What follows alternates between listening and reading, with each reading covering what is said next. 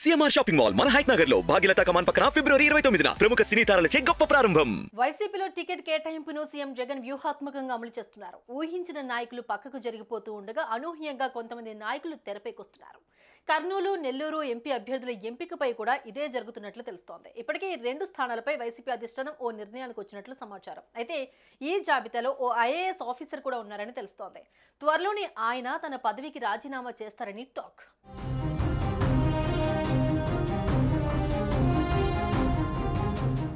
నెల్లూరు, కర్నూలు లోక్సభ అభ్యర్థుల ఎంపికపై YCP focus పెట్టింది. ఆయా స్థానాల్లో కొత్త వారిని బరిలోకి దింపే అవకాశాలు కనిపిస్తున్నాయి. నెల్లూరు వైసీపీ ఎంపీ అభ్యర్థిగా విజయసాయిరెడ్డి అల్లుడు శరత్చంద్రారెడ్డిని బరిలోకి దించాలని వైసీపీ భావిస్తోంది. అరబిందో ఫార్మాకి డైరెక్టర్గా శరత్చంద్రారెడ్డి ఉన్నారు. వేమిరెడ్డి రాజీనామాతో శరత్చంద్రారెడ్డిని బరిలో నిలపాలని వైసీపీ నిర్ణయం తీసుకున్నట్లు తెలుస్తోంది. త్వరలోనే వైసీపీ హైకమాండ్ శరత్చంద్రారెడ్డి పోటీపై అఫీషియల్ అనౌన్స్మెంట్ చేయనుంది. మరోవైపు దేశవ్యాప్తంగా చర్చనీయాంశమైన ఢిల్లీ లిక్కర్ స్కామ్లో శరత్చంద్రారెడ్డి నిందితునిగా ఉన్నారు.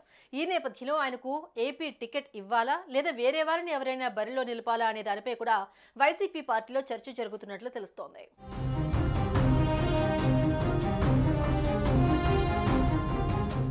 కర్నూలు లోక్సభ స్థానం నుంచి ప్రస్తుతం ఏపీ వర్క్ బోర్డు కమిషనర్గా ఉన్న సీనియర్ ఐఏఎస్ అధికారి, ఉమ్మడి కృష్ణా జిల్లాలో కలెక్టర్గా పనిచేసిన మైనారిటీ అధికారి ఇంతియాజ్ అహ్మద్కు అవకాశం కల్పించేందుకు వైసీపీ పరిశీలిస్తున్నట్టు తెలుస్తోంది.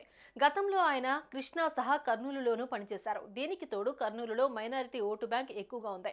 ఇక్కడ ముస్లింలు సుమారు 2 లక్షల మందికి పైగా ఉన్నారని సమాచారం. దీంతో మైనారిటీ వర్గాలకే దాదాపు పార్టీలు అవకాశం కల్పిస్తున్నాయి. ఇంతియాజ్కు టికెట్ ఖరారయ్యే పక్షంలో ఆయన తన పదవికి రాజీనామా చేస్తారని తెలుస్తోంది. దీనిపైన 1-2 రోజుల్లో క్లారిటీ వచ్చే అవకాశం ఉందని వైసీపీ వర్గాలు చెబుతున్నాయి. అయితే కర్నూలు పార్లమెంటు నియోజకవర్గ ఇన్ఛార్జిగా ఇటీవల మంత్రి గుమ్మనూరు జయరాంను వైసీపీ అధిష్టానం నియమించింది.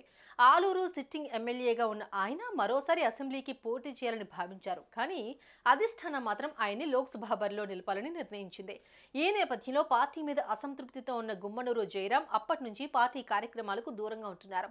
త్వరలోనే ఈయన కూడా టీడీపీలో చేరతారనే ప్రచారం జరుగుతోంది.